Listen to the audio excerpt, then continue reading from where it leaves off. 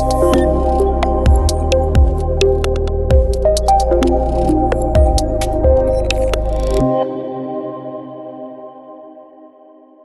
pre-flight inspection is the most important yet most underrated part of any flight. Important because it is your one and only chance to verify that the equipment that keeps you up in the air is working before you take off. Underappreciated because very few pilots give it the attention that it deserves. Hi, I'm Sylvan Martin, and happy to be here today and to cover the cabin check. Beginning here in the cabin, as far as the cabin check, I like to make sure that none of the seat belts are hanging out over the canopy rail, because you will notice that when you start the engine, and you want to keep them in. Make sure the gust lock is removed. Make sure the elevator, ailerons, the 4-point wipeout, as it's sometimes called. Make sure your ignition switches are off. You don't want to have a hot mag. Ignition switches are off, and the avionics are off. And the master switch is off. At this point, I turn the master switch on, turn on the lights. If it's nighttime, this works pretty well. It reflects off the hangar walls and spares you the trouble of having to walk out. So nav lights, strobes, and pitot. And I turn on the pitot heat now as well. I look at the amp meter, make sure I register a negative discharge. And then at this point, I climb out of the cockpit, glance at the fuel gauges. We're at a 3/8 tank on both sides. We're going to talk this morning about doing a pre-flight on a Grumman Tiger and the other Grumman airplanes.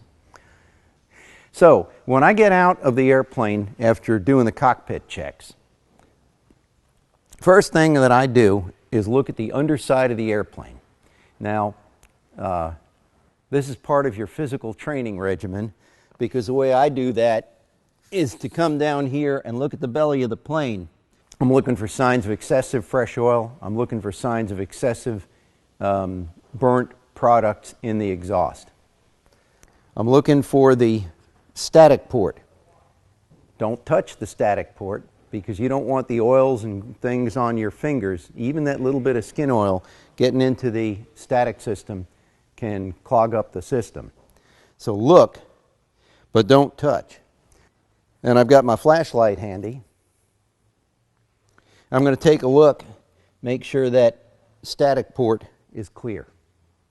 Coming around, we're now going to get into some of the Grumman specific things. The next thing I'm going to look at, in the lightning holes here, to make sure that there's no bird's nests in there.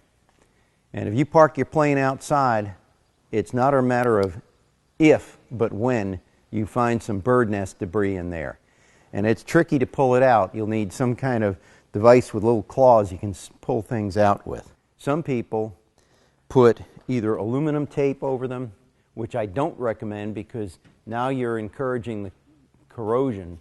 Some people cut screening material and attach that here. That sounds like a good idea.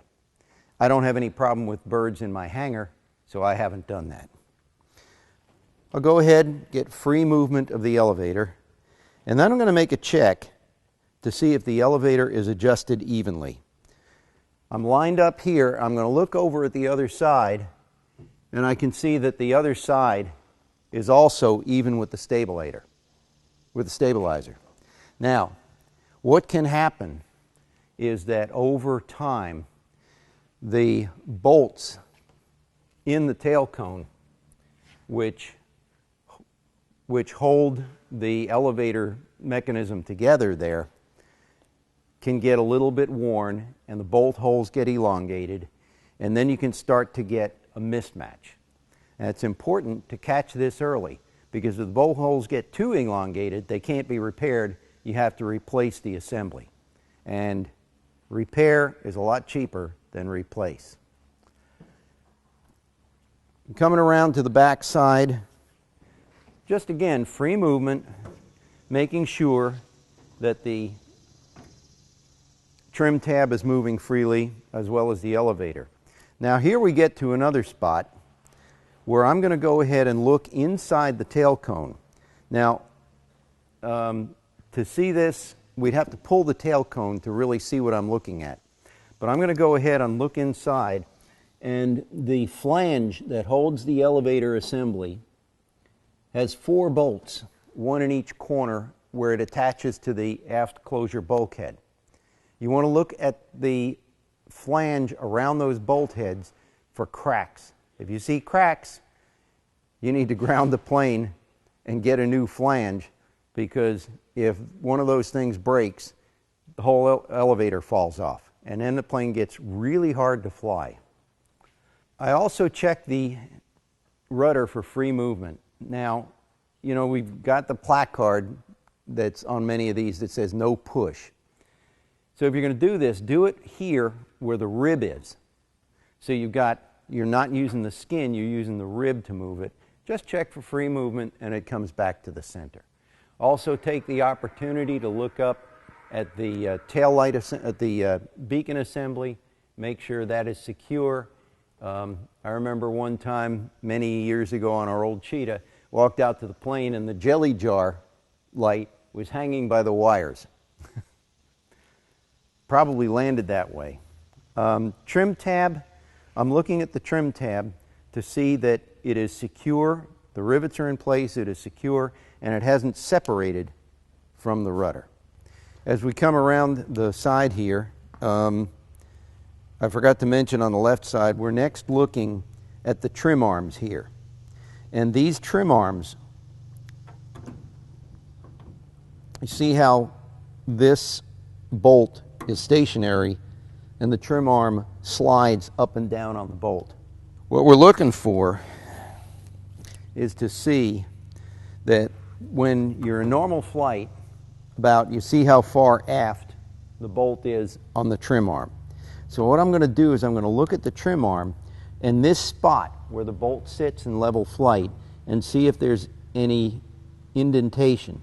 You can have a little bit, all right? There can be a little. And this is actually the second set of trim arms on this airplane, because about 15 years ago, these were getting worn to the point that when I was flying, I was in a formation, and they said that the trim tab was moving up and down in flight, that they could see. And sure enough, this was excessively worn, so we replaced both trim arms, and that took care of the problem.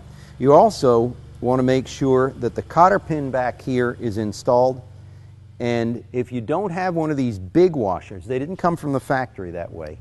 They came with little bitty washers, barely bigger than the bolt head. But go ahead and get your mechanic to install the large washers instead of the little mini ones. Coming around to the right side, checking basically the same things I was checking on the left, free movement, and taking a look for birds' nests in here.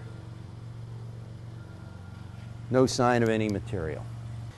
On the right side, the same check of the static port that we would do.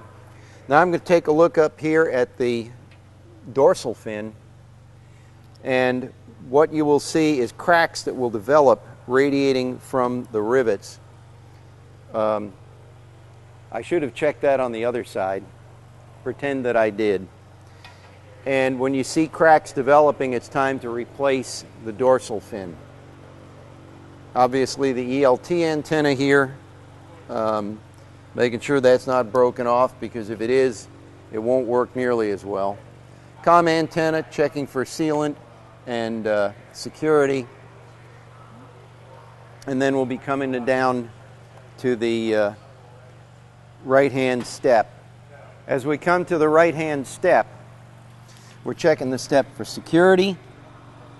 Now, as I finish with the step, I will also check the fairing, which should have just a little free play, but it shouldn't flop. If it does, there's a bolt up there which has come loose. And I notice, looking down here, that I've got the gap seal rubber. And if you can, you'll get this later, but the gap seal has come loose a little bit, and I'm going to have to reset that, reseat it. But this is good on the fairing. When we get out to the end of the flap, we're looking at the bearing point here where the flap torque tube ends and the aileron torque tube picks up going out, and just checking to see if there's any free play in the bearing. And if there's more than 30 thousandths of free play, you need a new bearing. The bearings are cheap, but it does mean pulling the flap and aileron to do it. So on the aileron here, you want to make sure to check the travel. And you'll notice the aileron goes up about twice as far as it goes down. And that is because of, to reduce adverse yaw, the air on the top of the wing is lower pressure, so it's less drag than going down. It's what makes the Tiger such a joy to fly, such a well-coupled airframe. Then the aileron stops located in here in the, you have to take the wingtip off to see them, are installed upside down. Aileron trim tab, once again, looking for any signs of separation or the rivets coming loose. Coming around the wingtip, I just want to check the aileron counterweight for security and take a look up in here to see if there's any signs of birds setting up house. It's happened. It's one reason that if you're outside, you make sure that you put in the control lock for parking, because the birds have trouble getting past the counterweight, but if it's wide open, they'll get in there. Wingtip, just looking at the condition and transparency of the wingtip light cover. Then coming down here to another gotcha point, which is the fuel tank vent. And we want to look up and see that it's clear. If you're in country where there's mud daubers, they will get up there, they will plug it, then your fuel tank won't vent. And the fuel pump sucks hard enough that it can actually pull and deform the upper skin of the tank. Moving on from the fuel tank vent, checking the security of the stall strips and making sure that they're secured on properly. At the factory, they were both glued and bolted. Then, of course, the stall warning, looking to make sure that it moves freely. And you also want to periodically turn on the master and check that it does sound when you lift it up. We get now to the fuel caps. Now, this is a 79, and the 79 Tigers and Cheetahs and all of the AG5Bs have this mil-spec type fuel cap. Because this fuel cap assembly, the way the fuel cap is here, there's no scupper drain like the ones you see in the other Grummans. Looking for the fuel level, and I always secure it so the tab goes straight back. Fueled sump drain. Now, I'm not going to drain the fuel right now because we're sitting in the hangar and I don't want fuel on the ground in here. But remember that you do want to check both the tank drain here and the sump drain down here. You want to look for water, contaminants, anything like that. Okay, down here we're looking at the tank covers, which are sealed. Here, 4 of them for each tank. What you're looking for is any sign of staining to show that fuel is leaking. And if that happens, you're in for some fun, because you're going to have to drain the tank and break those loose and clean them and reseal them and put them back together again. We have the other stall strip here. Looking at the condition of this flap, the fairing and the rubber strip. And now we're moving in towards the engine. Periodically take a look up the exhaust stack to see the condition of the shroud with all the little holes in it. It looks like one of those air-cooled machine gun fairings, and you want to see that it's in good condition, it's not burned out, anything like that. You can also take a look to see the color of the exhaust residue on the inside of the stack. Nice light gray, it's nice clean ash. If you see brown or grease, then you got other issues to deal with the engine. Checking the oil level, which looks like it's about 6 1/4. These engines tend to blow out a certain amount of oil through the breather if the sump level is too high. Now I know this is an 8-quart capacity sump. Resist the temptation to put 8 quarts in it. Typically the 0360s tend to hold 6 to 6 1/2 quarts. If you put any more than that in, it's probably just going to blow it out the breather, and then you get a lot of oil in the belly of your airplane. So if you fill it to 7 quarts and fly for half an hour, when you come back you'll have 6 1/2 or so. If you fill it to 7 quarts and fly for 2 hours, you'll have the same 6 1/2 or so. Find out what your airplane tends to hold and then keep it at that level. In the engine compartment, next thing I'm looking at is the condition and placement of the baffle seals. The baffle seals should be flush against the top of the cowl in flight. And you can see some of that by looking at the marks on the baffle seals and the marks on the cowling. And you can see on mine that we've added some canvas tape to help make a better seal. That helps get your cylinder head temperatures lower. Beyond that, it's mostly a matter of nothing hanging, nothing dripping. Knowing what everything should be, looking to see that everything is tied together. Now, because I have the Lopresti nose bowl, I have the scat tube comes from the air duct down here.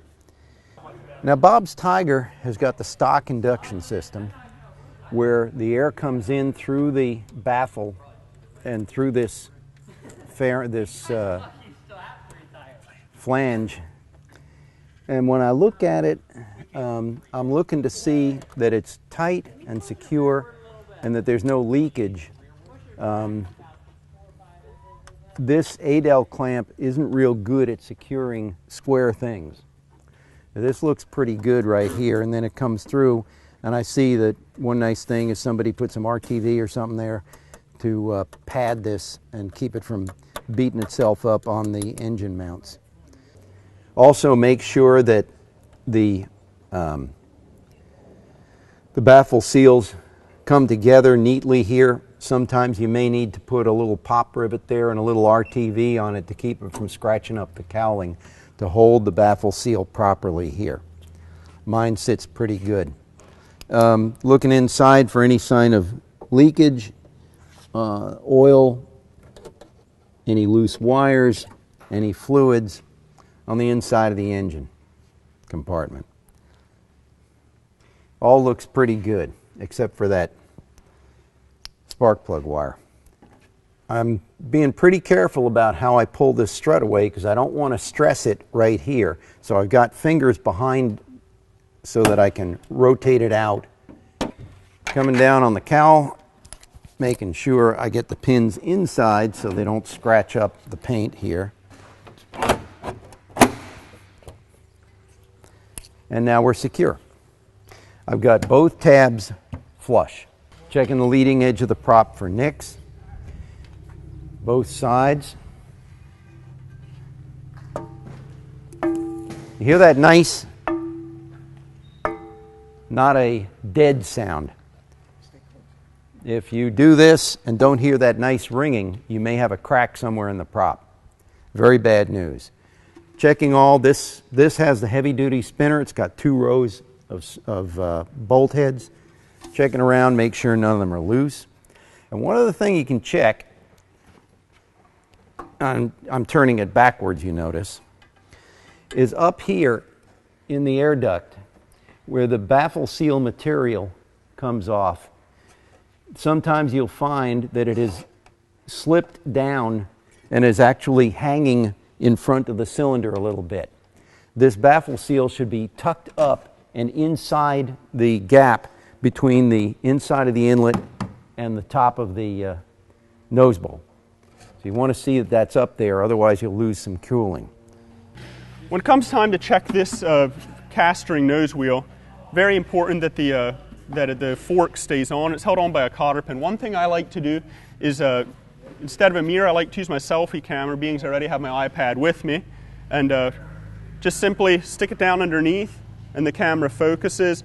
And as you can see, the cotter pin is well installed. Both legs are bent outwards, and it's secured to the securing the nut that holds the nose fork on.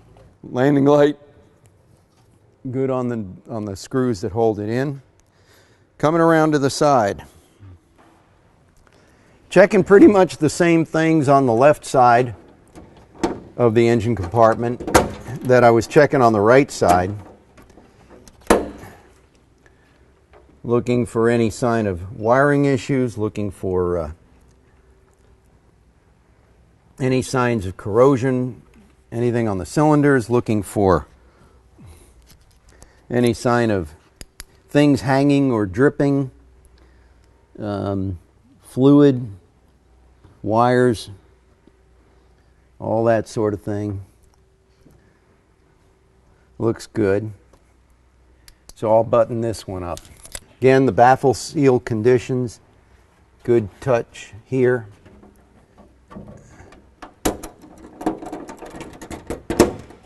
Now on this side, you'll see that when I bring the down, the aft one clips in nicely, but the forward one is indented. That's what you don't want to see. So, it clipped that time. But if it doesn't clip when you do that, take the palm of your hand like this. Don't hit the cowl unless you want to change the shape of the cowl permanently.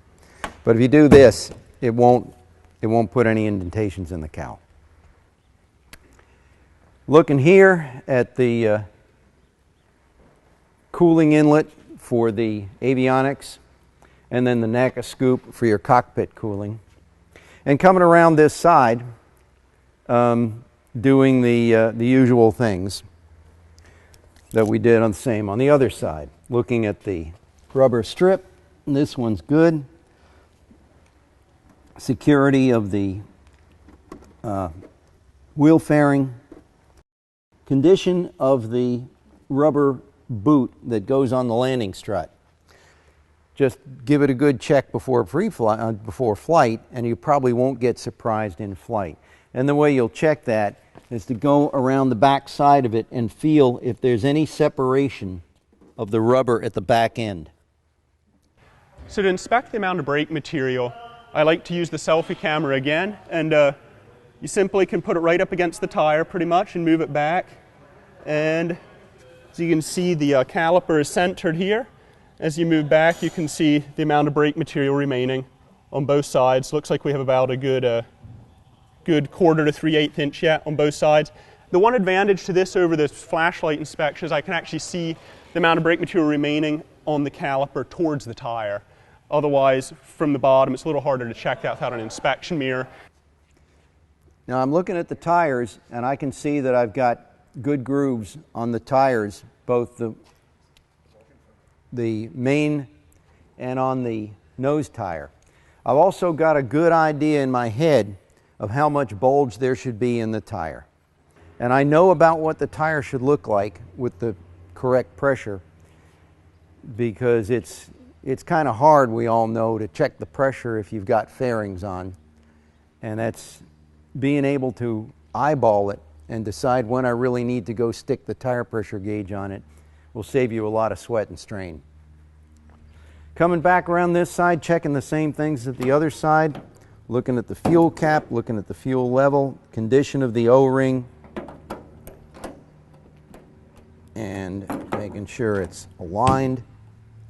And by the way, when I take off, about the time I'm crossing the departure end of the runway, I always look at both fuel caps to see if there's any fuel coming out.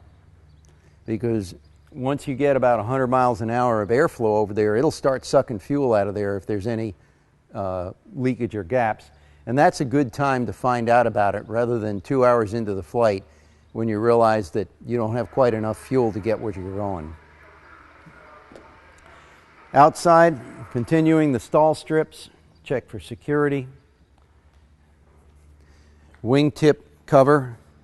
Looks like this one needs a little cleaning. Coming around for the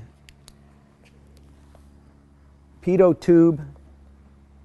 I don't even touch the pitot tube, I just look in it. And the fuel tank vent are both clear.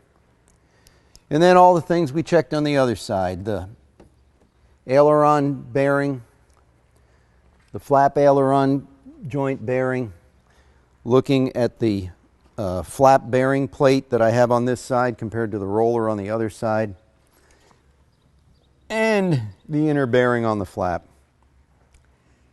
And that concludes my walk around.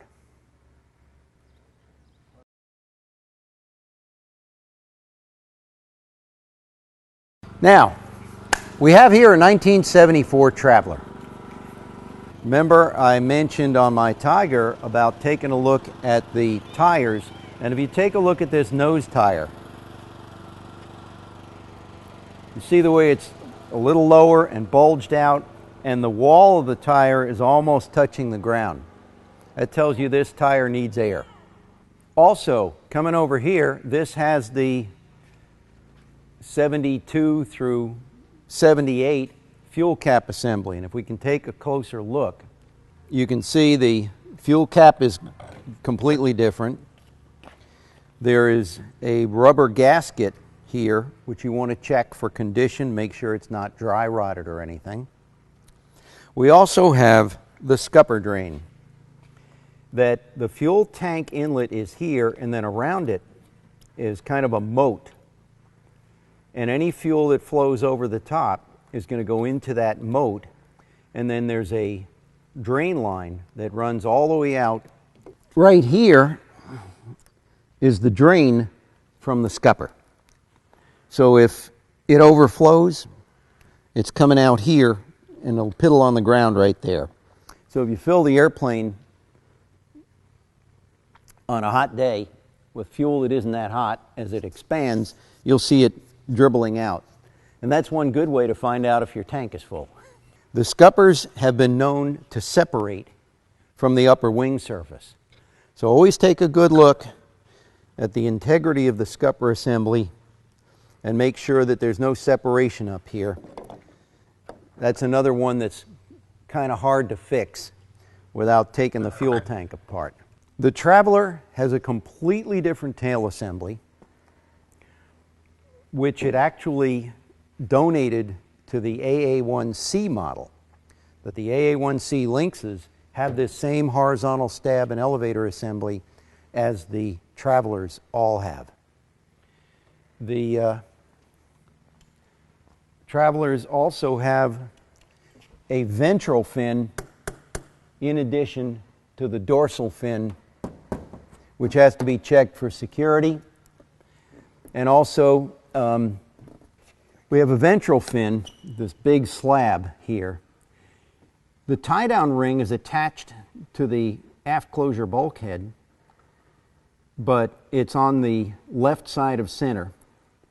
And it also means that if you over-rotate on a soft field takeoff, or if you get the nose too high on a landing, that little skid plate here is what will hit the ground.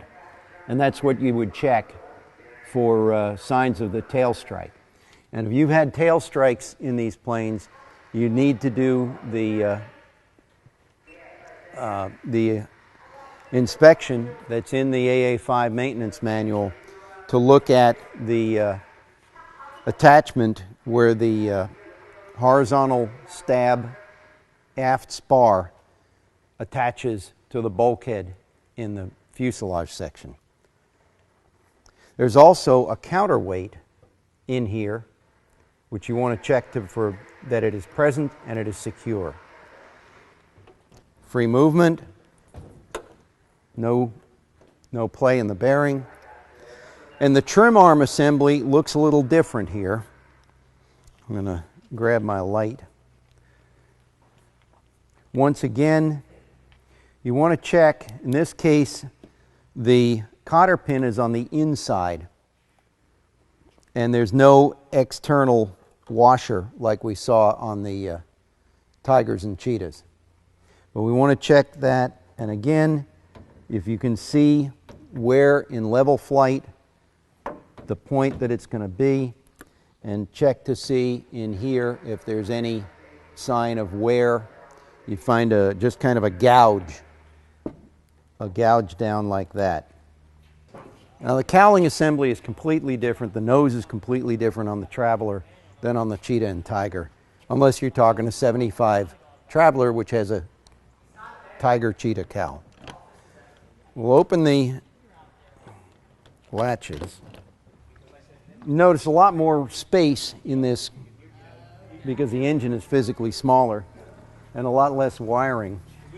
But as always, we're looking for nothing hanging, nothing dripping. Ooh, colorful engine. That's cool. In any event, it's not really relevant to the pre-flight.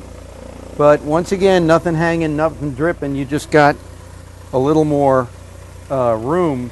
And of course, it's a little trickier closing it because you have to line up the little groove with the, I think I got that. Come on.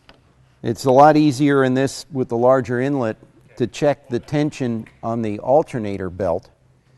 It should give you maybe an eighth to a quarter of a twist if you rotate the belt and just have a little bit of movement, but not much if you push or pull on the alternator belt. And then of course, take a look inside, see the intake, and here you can see the air filter in the back, making sure that's clear, no debris. And also you want to look at the scat tube and make sure it's secure. Checking around on the right side, of course the Travelers and the Cheetahs don't have, they've got the airflow from the front underneath to the carburetor, so there's no ducting. You can't see the air box really from here. So as less in the way, it's much easier to take a look at things. And I can see from the wear marks that through here we've got a pretty tight fit, but along here you also see the wear marks. So we've got a pretty tight fit all the way around, and that's good for cooling. That's pretty much your Traveler differences.